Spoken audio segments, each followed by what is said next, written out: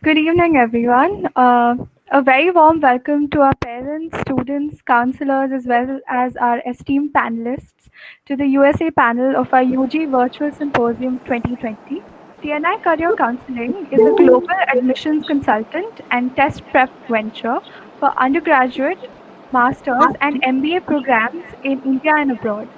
Our initial personal one to one counseling with parent and child helps identify goals, personality, learning style, career values, and skill sets to help us guide the higher education outcome over time by advising on areas that need strengthening. We work with all stakeholders to make this possible. We have more than 50 advisors who are all experts in their fields and have graduated from top colleges. They're all very kind and willing to help our students out with guidance for growth in their respective fields. Let me begin with the panel now. Moderating today, we have Mr. Dhaval Mehta, the CEO and founder of TCC. He is an expert career coach with more than 17 years of experience. He is an NACAC member, Pearson Certified Career Counselor with a certificate in college advising. He's also a University of Michigan and Columbia University graduate. This is our illustrious panel for today. So, from ETS, we have Siddharth, who is the business consultant for India, the largest not for profit research and measurement company globally. He has worked extensively in the education domain for over 15 years. Siddharth manages the agent and test center relations for the TOEFL IBT test in India. Born in Belgrade, we have Slavko, who completed high school in Serbia and attended Mount Scenario College in Wisconsin. He completed his degree in business administration with a concentration in management and marketing. He then graduated from the George Washington University School of Business and a master's degree in information systems technology. He joined the George Washington University undergraduate admissions office in 2001 as a systems analyst. While working with technology, he also became a member of the admissions team in 2003, helping with recruitment and admission of students from the US and abroad. We have Niall from Middlebury College, who grew up in India and Nigeria and attended high school at the United World College in India before arriving at Middlebury as an undergraduate in 2008. He was an environmental studies major with a focus in policy and a minor in Chinese. Since graduating from Middlebury, Niall has worked in admissions and student life at Middlebury College, Colorado College, and Lewis and Clark College, and has received a master's degree in higher education from Harvard University. Next, we have Tyler, who is an international admission counselor at Illinois Institute of Technology. His territories include the Indian subcontinent and all international students in the Western Hemisphere. Prior to his role as an international admission counselor, he lived in the country of Georgia for 2 years and worked as a college counselor for high school students. And from Arizona State University, we have Poonam Venkatesh, who is a seasoned higher education professional working with ASU in India since June 2016. With 8 years of experience of working with universities across the globe, her work includes helping students to make the right decisions when it comes to careers. With experience of working across graduates and undergraduates at ASU, she supports undergraduate applications from India. What I'm here to talk to you about is the TOEFL IBT Special Home Edition. This is a test, which will help you certainly keep your dreams on track by taking a real TOEFL IBT test within the safety of your homes. Over this presentation, I just wanted to highlight few of the key aspects of the test. What remains the same is that in the TOEFL Special Home Edition, we have the same content, the same format, and the same on-screen experience that a test taker would have for an IBT version of the test, or how it is happening at our current test centers in India. The same test features are being incorporated with the same instant scoring, reading, and listening, which has been put in place. Apart from that, the only difference that you would see out in the special home edition version of our test, which is being put in given the current situation that we are in, is that you would have to use your own equipment, be it a desktop or a laptop that you engage in. But also for a fact that you will be monitored online by a human proctor instead of being monitored by a proctor at a test center. For that, you just need to ensure that your systems are in check and you're able to, keep up to the technology, which is a bare minimum requirement for undertaking this test. And the preparation material certainly remains the same, and you'll be able to access that on our website as well. When I talk about TOEFL and its recognition, we are certainly recognized across the US, and US universities are the ones who recommend more TOEFL scores, as compared to all other English language tests. The official test prep is something which is available and accessible to all students out here in India. A little bit about George Washington University, located in our nation's capital, a city that it's very diverse, very international, very welcoming, but in the same time rich with leaders and decision makers across different academic fields, different industries, help to shape the experiences of our students. George Washington University is located right in the heart of Washington, D.C., our first door neighbors, remarkable institutions, remarkable organizations like World Bank, International Monetary Fund, Kennedy Center of Performing Arts, Smithsonian Museums, that all of these organizations will shape the experiences of our students. Our students, faculty, and staff use the entire city of Washington, D.C. as an extended classroom.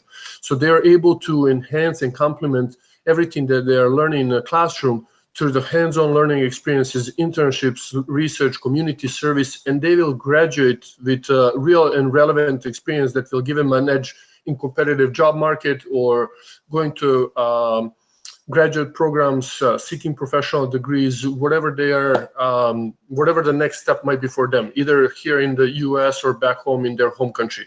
So it's a research comprehensive university, and across 7 different schools, across 75 majors, we offer really a wealth and breadth of different academic disciplines for our students to choose. Historic strength in international affairs, public affairs, and political science, and growing emphasis in science, technology, and engineering fields.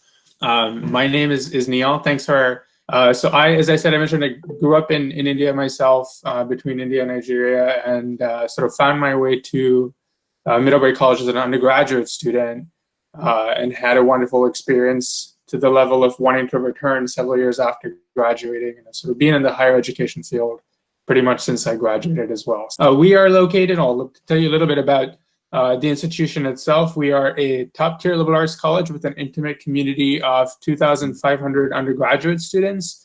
We only have undergraduate students. The emphasis at Middlebury is on undergraduate learning. We are known for our idyllic and inspiring Vermont setting, international programs, and experiential opportunities across all disciplines.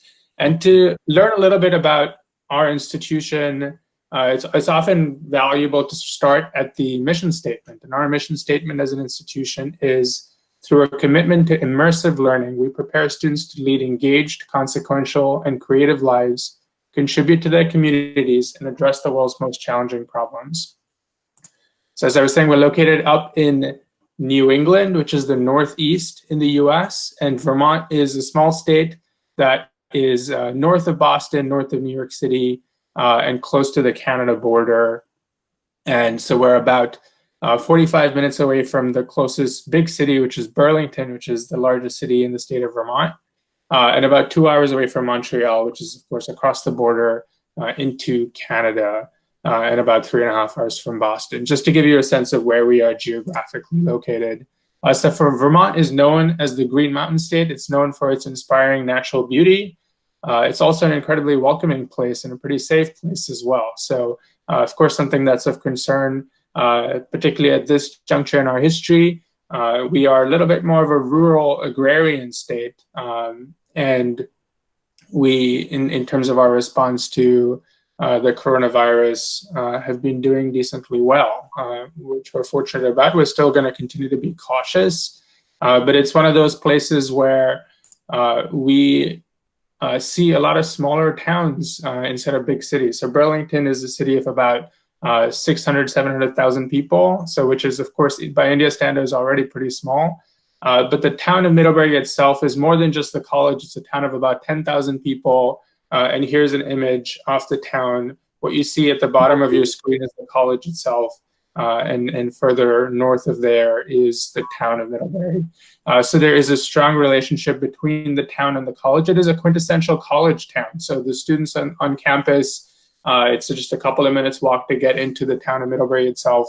And you see a lot of wonderful interplay between the town and the college. We are, as a result, a very residential community. Pretty much all our students live on campus their full 4 years and enjoy being in a community that is intimate. You get to know your classmates really well because it's a small community, but you also get to know people who live and work in town really well. The restaurant owners, you'll bump into your professors at the grocery store. Those sorts of interactions are what make this sort of a community pretty special. And it is a beautiful large campus considering the size of the student body as well. So a little bit about our academic program. As a liberal arts college, that has nothing to do necessarily with just the arts, even though that's in the name, right? We offer programs, yes, indeed, in the arts, but also in the social sciences, the humanities, and the hard sciences. And as you can see from the bottom right of your screen, some of our more popular majors, just a snippet, are economics, biology, computer science, and environmental studies. So right there itself, you see this really interesting breadth in terms of what our students are interested in. So just briefly about what Illinois Tech is all about. We are a STEM institution located in the city of Chicago. We have a small undergraduate population. I want to say around 3,000 students. So we're a small school in a big city. This slide just briefly touches on some of our rankings, which obviously aren't the most important thing that a school has to offer, but it's still something important to showcase. Something about us that stands out is that we are #1 in the state of Illinois for return on investment. So what that means is our graduates make more money from our institution upon graduating than from other institutions from within the state of Illinois. So that's something that we are quite proud of. All right, and then briefly, I'm just going to touch on some of our colleges. So we have 8 colleges right now: our Institute of Design, which is a graduate program, our engineering school, architecture school, College of Science, Lewis College of Human Sciences, School of Applied Technology, which is turning into our School of Computing going forward, our Stewart School of Business, and finally our Kent College of Law. Since we are a STEM school, we are very specialized in these STEM-specific majors. So you're really going to get into the nitty-gritty and specifics of your degree. And finally, we do offer an accelerated master's program for our students where you can finish your master's in 1 year as opposed to 2 years and still pay that same undergraduate tuition with that same scholarship. So there's a multitude of opportunities available at Illinois Tech, being that small school in a big city. My name is Poonam Venkatesh. I represent Arizona State University. I work for the admission services. As I've mentioned in my introduction, I take care of the undergraduate recruitment, but if you have questions on graduates, I'll be happy to answer that too. We have about 13,000 plus international students. And first of all, because I had to just sum up everything in one slide, I just want to inform you on the location of Arizona.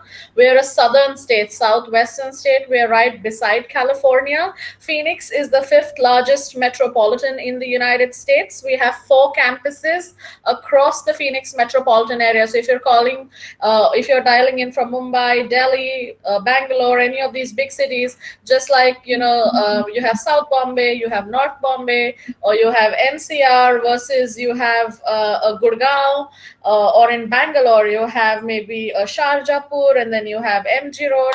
The same logic you apply for all the 4 campuses, all are within half an hour, 45 minutes of each other. We are the largest public university in America today. We have the largest engineering school, largest college of liberal arts and sciences in America, and our programs are absolutely top ranked. We are #1 in innovation for the past 5 years consecutively, which is ahead of MIT and Stanford, also ahead of Georgia Tech in the last ranking. We have the New American University scholarships for international students. We are SAT, ACT optional, but we require GREs and GMATs if you are a master's degree student. We were the first school in the United States, or first university in the United States to have a school of sustainability. So you might want to think about those kind of fields where, for example, we change civil engineering to civil, environmental, and sustainable engineering. So what would that mean to you? Instead of those 5 traditional engineering fields, we also have a solar energy engineering, for that matter. So there are 16 colleges within the university. We can definitely discuss more, or give you more information on that, but I think this is more of a discussion today. And of course, just a little bit about Tempe. You can see the pictures. They're all very colorful. We have about 300 days of sunshine in Tempe. So the climate is just like a Pune or a Hyderabad or a Jaipur. Why USA is such an attractive destination for Indian students?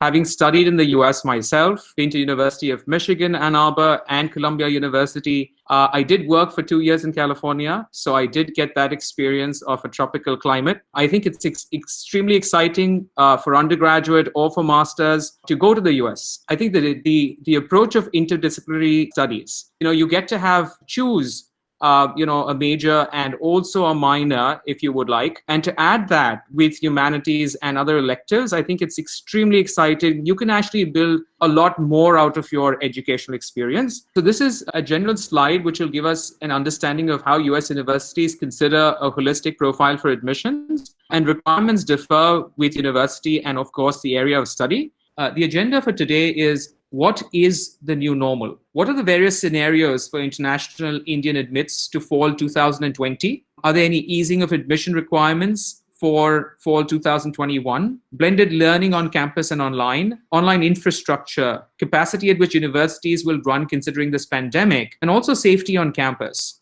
We would also like to analyze online testing and how international Indian students can prepare themselves better. How is fall 2020 going to turn out for admits due to COVID-19? In my humble opinion, I think that even though this pandemic affected the entire world globally, but I think that maybe because we are in this profession, I think the students are most affected population. These are the years where they should really grow, develop, and excel, get to the next level. Education is delivered through online systems, and I think that the professors are trying very hard, and they're doing fairly good job delivering education. But I think when you talk about social emotional development, they are suppressed, and they're back at homes with their families. So they are highly affected by this pandemic, and I want to acknowledge that. And I think we on a university sides, we are aware of that, and we will take that into consideration when we evaluate students for the following year. But for this year, entering freshman class, entering first year students class, it still remain unknown. I think the universities are working very hard to have plans, to have backup plans and contingency plans, because we don't know how this is going to move forward and how this is going to progress and develop.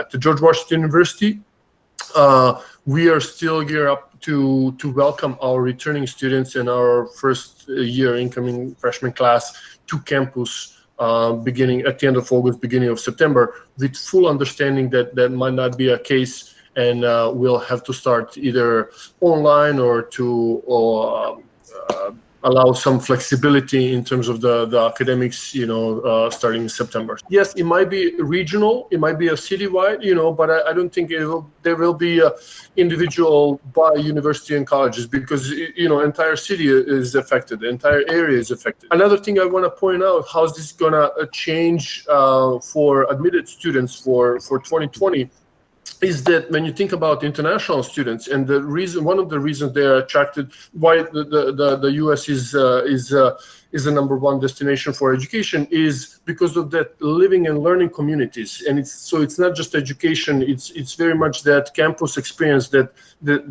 through which students continue to grow.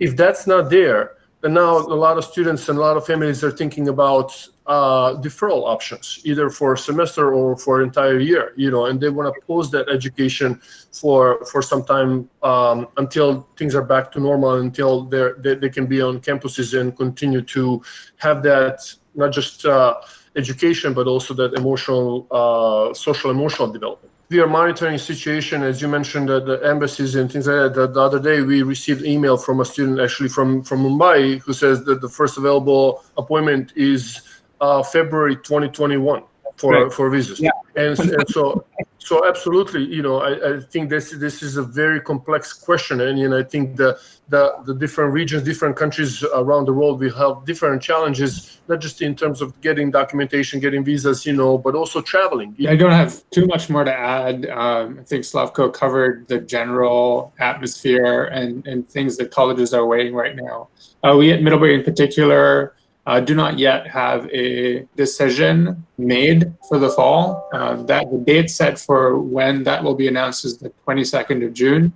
And a lot of schools up here in the Northeast are thinking toward late June, so that there's as much information as we can have heading into that decision, but also giving students and families enough time to plan for whatever the outcome of that decision is.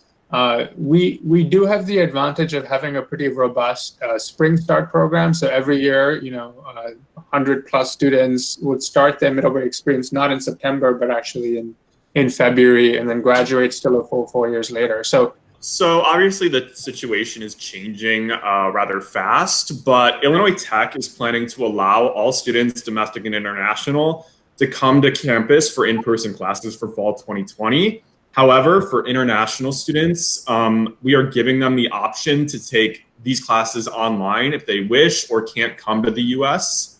So we are going to have that blended environment already going forward. Additionally, we're also allowing students to defer their admission for up to 1 year, and we're making their deposit refundable should they not be able to attend Illinois Tech. That being said, we've had great feedback from our response to going online for this semester.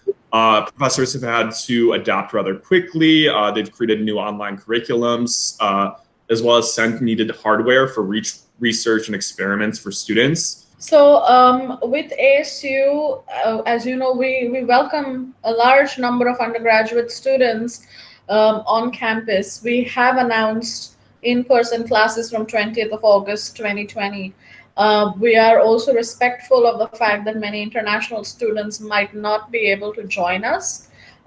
We've made arrangements for them to start early over the summer or join us online, if not in person. If you're able to get a visa, if the airlines are working, you're most welcome to join us. There are a lot of students who have deferred to spring 2021. This is the current situation that we have. It is dynamic. We have no control over it. And so we respect the decisions that the students are making. How has the application process changed due to COVID-19? Is there any requirements that have changed for international students, or are there any accommodations that are being made? So one of the most significant ways for us that the application process has changed is that we are now test optional, and we are running a 3-year pilot for test optional, and that is true for our international students as well. We are talking through opportunities for students to sort of share more with us in an optional way, whether that in different formats, right? So whether that might be a short little video segment, and some of these things are still up in the air. We yet to make a final decision on, but we are interested in offering students more avenues to share more about their sort of distinctiveness with us through the application process. So for fall 2020, we are waiving the SAT, ACT, GRE requirements. We've also started utilizing services like Duolingo so that students can take their English proficiency at home. That being said, Indian students do not need to submit English proficiency test results to Illinois Tech. That requirement is waived for them. In the future, since we are a STEM school, we have not really centered on a plan as to if we will be going test optional after this semester. But that being said, the situation is very fluid right now, so we're kind of changing as it comes. Generally, we like to see above 30 credits coming in from another institution. If they have under this amount, we do like to see high school grades to supplement these under 30 credit amounts. So that being said, if a student is on, that pass-fail system, we understand that this is the norm at these colleges. So we may just, request for their high school transcripts just to get an idea as to what kind of student they are. I think that the application process changed more on a student side, because they are anxious, how this new norm will affect them and how they will be able to put their best foot forward with full understanding that they have limited access to either community service or activities or sports and everything else that they've been involved. So how how they are affected. On our side, I would say we've been test optional for 6-7 years now, so that's not new for us. Speaking for all my colleagues today on the panel, we are educators first, so we will take into the account the challenges and the new norm that students are going through, and with full understanding that some of these activities that they've been passionate about, that they've been involved, that they are not an option for them either over the summer or this spring semester. So when they apply for next year, I think we will take that into consideration during our evaluation process. We still work with the student on an individual basis. If they're not able to submit official, we did accept unofficial documents and supporting documents in order to complete their application and to move through the evaluation process. So we will work in the best interest of students and their families, to give them benefit of the doubt, whatever their experience, whatever they're going through. We will always look for reasons to admit students to university rather than to perhaps not offer admission. So diversity and inclusion are very important at Arizona State. We want to be known as an inclusive university more than an exclusive one. So we want to include students as much as we can, as much as possible. So even if you see we have some students who don't meet our entry requirements, what we've done is we've offered them a few courses for credits. We've offered them another course. Say instead of computer science, we might have offered them information technology, just so that they can bring up their grades. What we've tried to do is instead of requesting for hard copies of transcripts, or instead of asking you for a TOEFL and IELTS, we've started using Duolingo. We've started exempting English requirements where applicable. We've started accepting emails from schools and counselors on unofficial transcripts. Nothing is concrete as of now. I don't know if this would continue, if students can email their transcripts in the future, but as of now, we've tried to make it more flexible. We've tried to leverage on our current students that we have. Learning is for everyone. Even for transfer, there are students who are transferring within the United States to us. There are students who transfer from Indian universities to us. We've just tried to make the process a little more welcoming, a little more flexible than we usually are. So how do you deal with that situation when you're not going to have scores? For fall 2021, Illinois Tech does operate on a rolling admission scheme. So our deadline is right now we're still planning to have it be May 15th, 2020. Once students submit all their materials before this deadline, I think the application opens up, I want to say in August. They'll receive a decision within 2 weeks. Again, I'm able to work individually with students, obviously, since I'm centered on the subcontinent of India. So if there are issues with getting certain, transcripts or getting certain material in, I can work with students on a case-by-case basis in terms of, extending the deadline or, waiting for this additional material to come in. Sure. So we do early decision and regular decision. And at this stage, we have not made a decision about changing any deadlines. We will, and we have already talked about this, be incredibly flexible, as Slavka was talking about. I think our approach as an industry is going to be one of compassion and understanding that this is unlike any year in the recent past.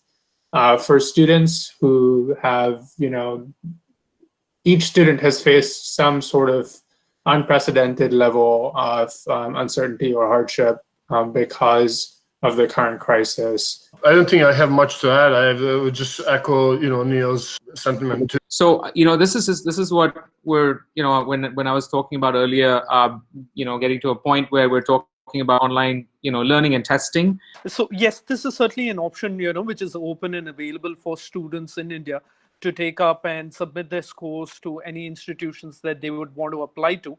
in the US, and it's really glad to see that so many universities are actually making that test optional facility and being more flexible in order to look at student applicants.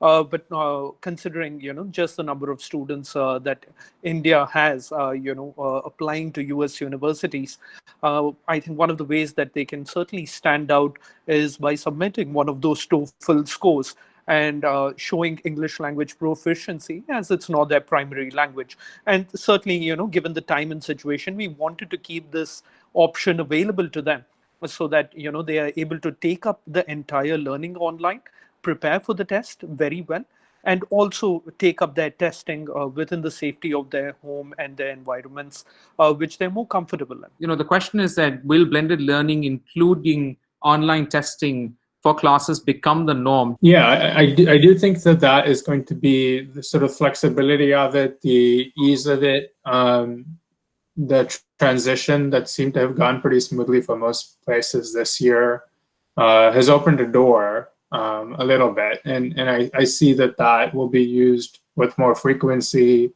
whether the situation around COVID continues or not. I think that realization has been one that has struck home pretty soundly.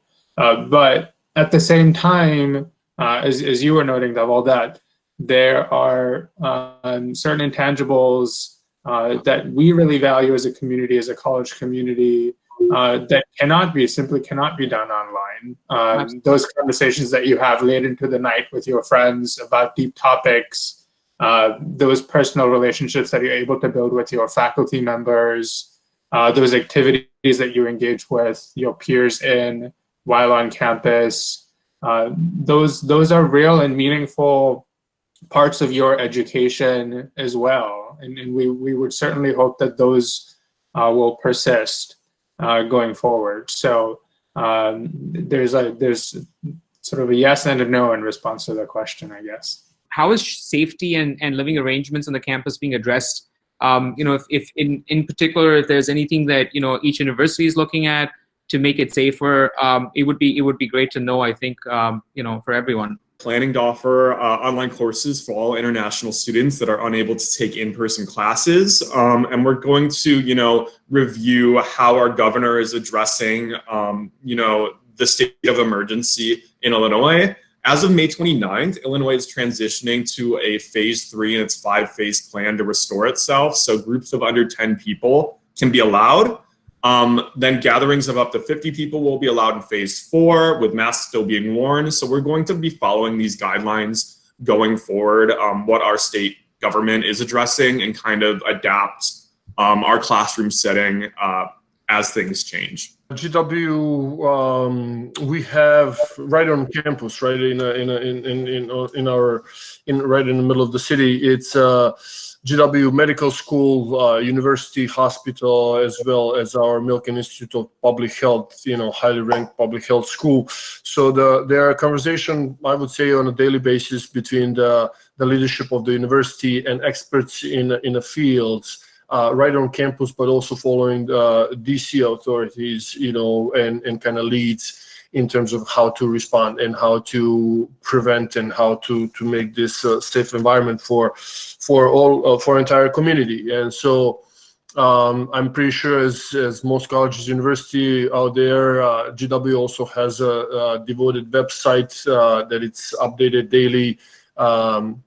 If not daily, a few times a week, about how GW approaches the COVID-19 and situation, and what are the precautionary measures that are taking at our university. That generally, I think each college is going to be looking at their local factors and weighing that as they make their decisions. But also that there's no doubt that for any university, particularly those that have a residential component to them, that safety will be the most important factor in any decision made by the college going forward. And if there is to be an on-campus presence with students, that there will be a lot of education, a lot of sort of training, and a lot of sort of checks and balances to make sure that people are maintaining a standard of safety.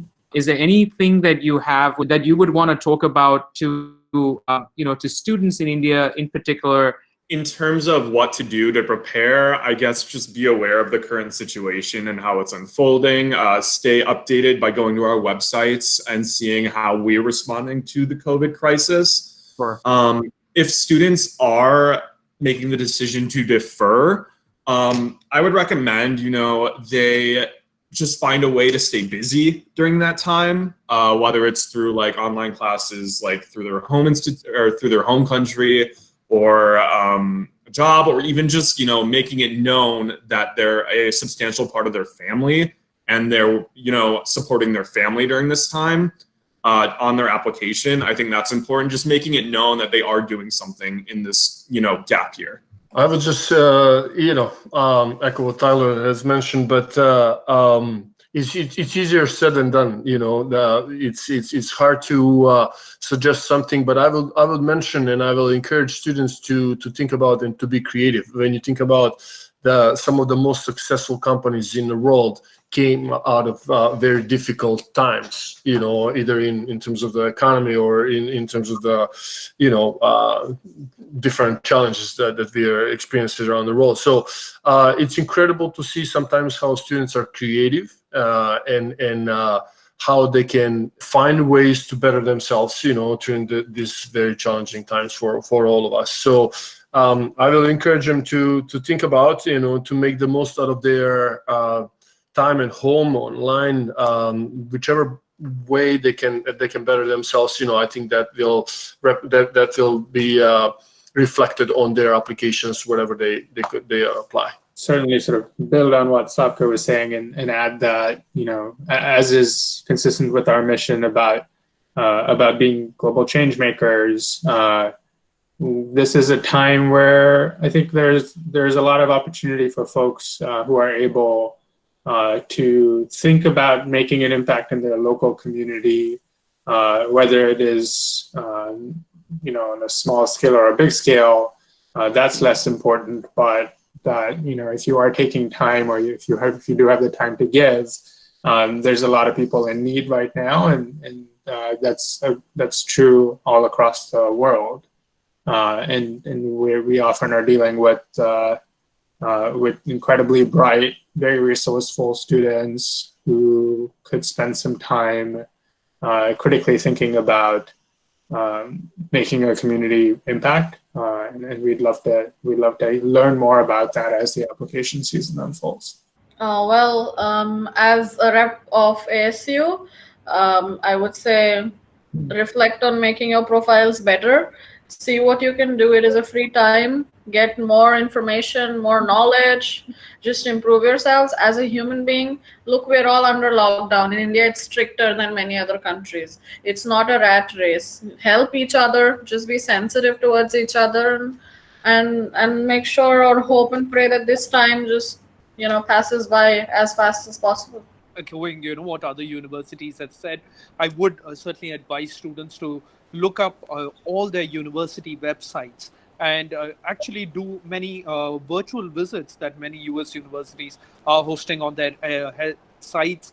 Look at other ways of getting financial aid or any need-based aid if they are affected due to the economic fallout from the COVID-19 situation. And see in ways that they can actually ask these universities with regard to helping them with their application and admission process. And while they're at it, and they have more time to prepare their application, they can certainly look at skilling themselves in all possible ways with regard to be it English, soft skills, or any other essential work skills which is required for them later on in life. This is just about what we do here at TNI Career Counselling. Life coach and mentoring, which is plan creation, helping with academic advising, extracurricular advising, admission insights, and the college application process, which is school list selection, branding, discussion, your visa preparation, loan options, ticketing, and foreign exchange, and summer school applications as well. We also provide test prep coaching and extracurricular support. Thank you, everyone. Thank you very much. And we hope as we move along, that you all will work through this crisis. And thank you for all the updates that you provide us. And we'll keep in touch.